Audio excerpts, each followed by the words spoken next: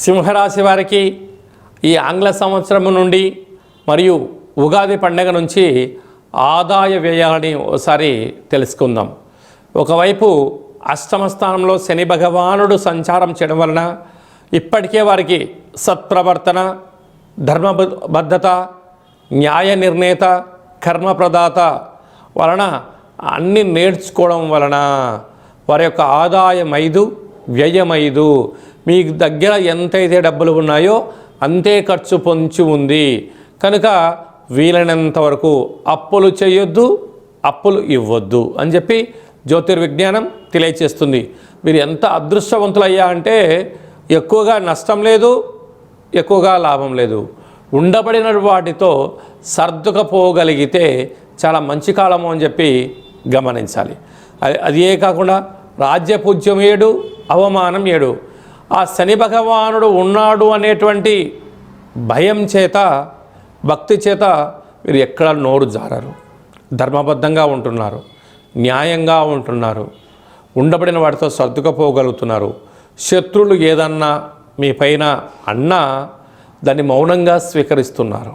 ఎవరన్నా 10 మంది 10 పుష్పాలు మీ దగ్గర వేశారనుకోండి, దాన్ని తిరిగి వేస్తే మీ దగ్గర పుష్పాలు ఉండవు. అదే పుష్పాలను మీ దగ్గర ఉంచుకున్నారనుకోండి, చూసేవాడికి మీరు భగవంతుడులా కనపడతారు. అంటే మన పెద్దవారు ఏం చెప్తుంటారంటే ఎదిగే కొద్దీ ఒదిగి ఉండాలి, కాసే చెట్టుకే రాళ్ళ దెబ్బలు అంటూ ఉంటారు. అలాగా వేసిన రాళ్ళను తిరిగి వేయకుండా వాటిపైన మీరు కూర్చున్నారనుకోండి, వేసిన వ్యక్తి దిగువలో ఉంటాడు, ఆ రాళ్ళపైన నించున్న వారు మీరు ఉన్నత శిఖరాలపైన ఉంటున్నారు.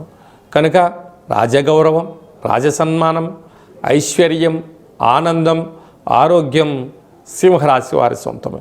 ఇంతను కూడా కారణం ఏమిటయ్యా అనగా అష్టమంలో శని భగవానుడు ఉన్నాడు కనుక, మీరు ధర్మబద్ధంగా ఉంటున్నారు కనుక, నియమనిష్టలతో ఉంటున్నారు కనుక, ఆవాస దీక్షల్లో ఉంటున్నారు కనుక, కీర్తన, భజన, సేవారంగ కార్యక్రమంలో ఉంటున్నారు కనుక మీకు ఇలాంటి ఐశ్వర్యం మీ సొంతం కాబోతుంది.